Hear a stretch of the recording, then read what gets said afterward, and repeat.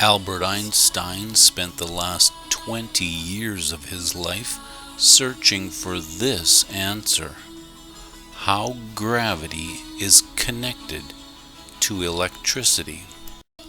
Do not be quick to reject the following realities, because if you're not able to conceive the reality of the following facts, you will certainly have a difficult time understanding electrical truth.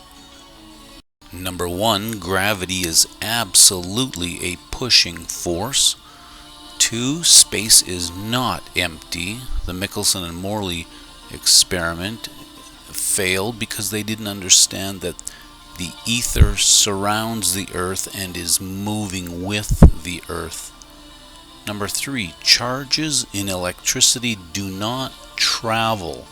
Electrical current is a wave. Inflating a balloon with air is exactly equal to inflating a capacitor with pushing gravity.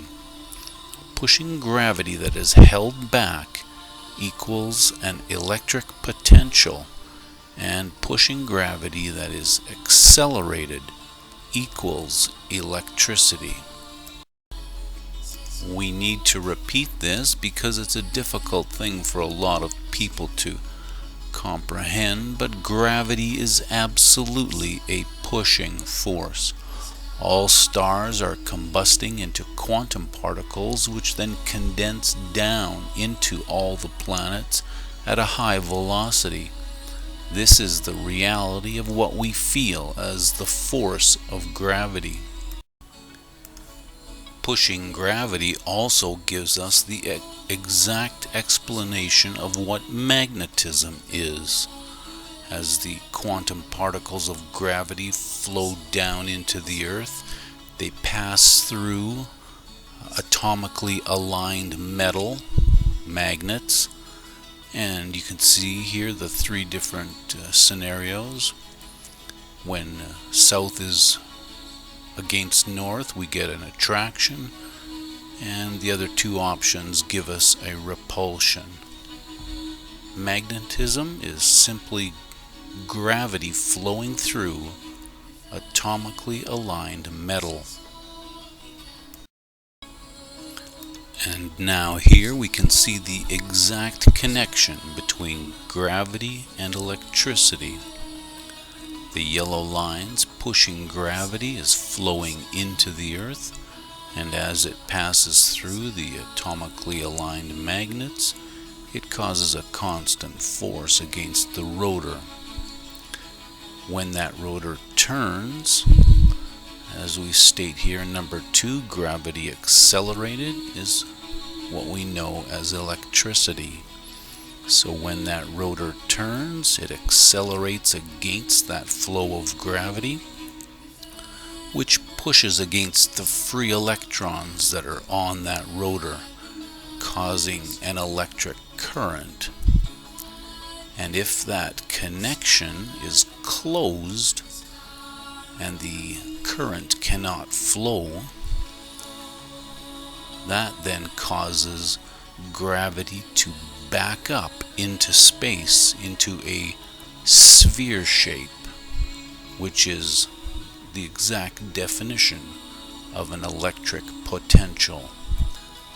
Exactly the same as water flowing over a dam. When that water is dammed up, it causes a lake, which is an energy potential. Gravity backs up into a sphere shape in space, which is an electric potential. When we think of space, we think of it being far away, but this is not true. Space is right beside us.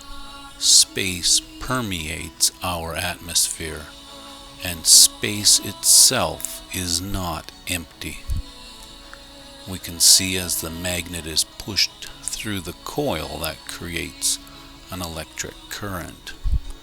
When that current cannot flow, it forms a sphere in space. We can see here in this picture that gravity under pressure is the definition of electric potential, and the diameter of that sphere is the exact physical definition of the volt. What you are looking at here, believe it or not, is a ball of gravity. A pressure sphere in space, which is the exact definition of electrical potential. Outside the sphere is the pressure of space, and inside the sphere is the pressure of pushing gravity. The surface area on the sphere is the coulomb, the diameter is the volt, and the circumference is the farad. And now we will prove this to you mathematically. One of the biggest mistakes in physics today is when the energy equation E equals mv squared is not reduced down to its core values, mass times acceleration times time.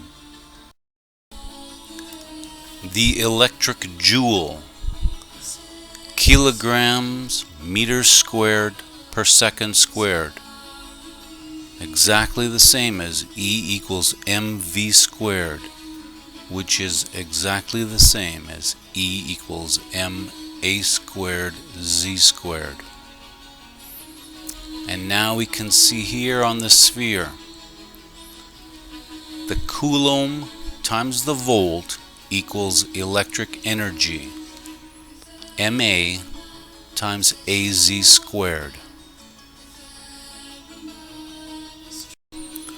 We need to keep in mind that this sphere is a product of an electrical generator pushing a current into a closed circuit. The farad multiplied by the volt equals the coulomb. And we know in geometry that the circumference multiplied by the diameter equals the surface area. When the circuit is opened and current is able to flow, the pressure of space compresses this sphere, producing an electrical current. Then you have the surface area, ma, being multiplied by the volt, the distance that the surface area moves in contraction. Here are all the individual electrical SI units. The first column in black are the current SI units known in physics today. Notice how the undefined amp is the cause of such confusion. Because the amp does not have a physical definition, this is the cause of all the barbaric, outdated, confusing units that we see in the first column. In the blue column, we can see that the amp is the coulomb divided by time. The velocity of the coulomb, the surface area of the sphere, moving towards the center of the sphere. Force divided by time. As well, if you look towards the bottom and notice the Tesla, 1 divided by velocity. Look in Wikipedia today and you'll see that the The magnetic field of the Earth is 0.000032 Teslas. If you take 1 divided by the velocity of Earth orbit, you get 0.000032 Teslas.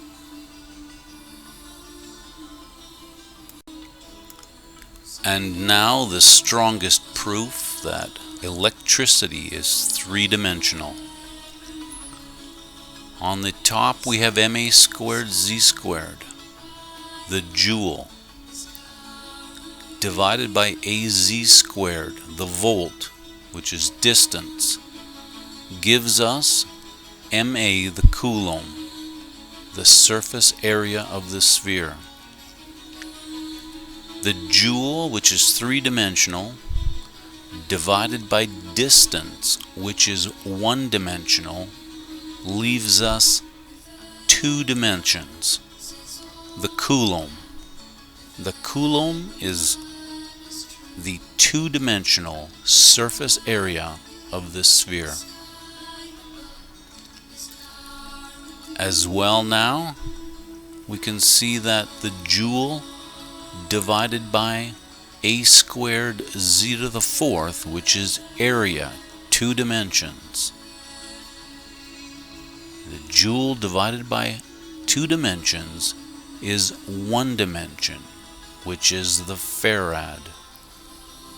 The farad is the circumference of the sphere.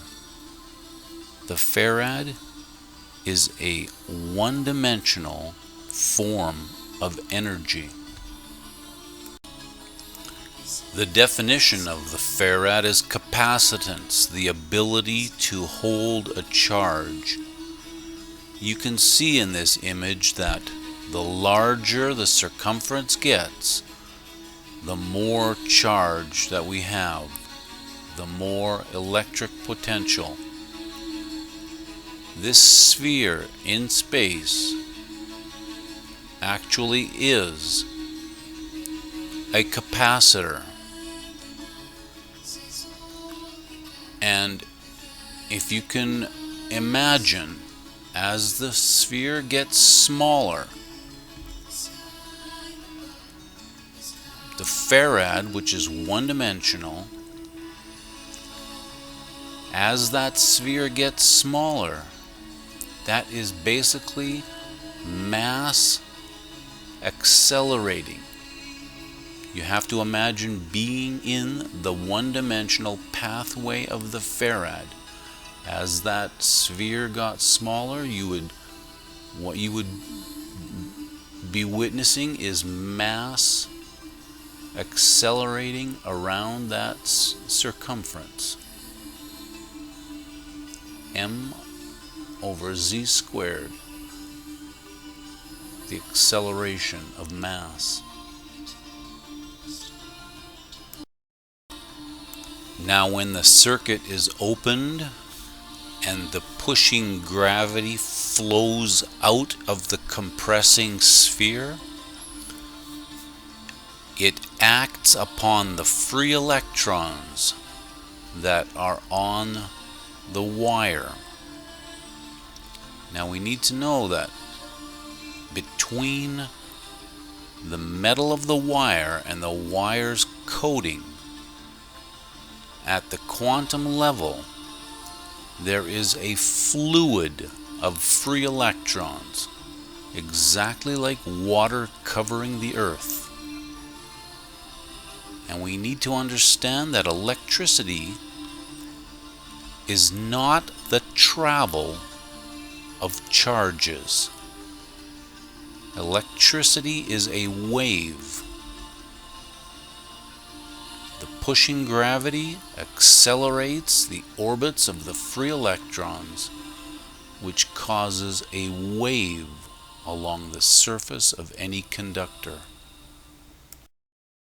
And there you have it. You have just witnessed what Albert Einstein struggled over for the last 20 years of his life, the connection between gravity and electricity. Be sure to send this to your friends in science.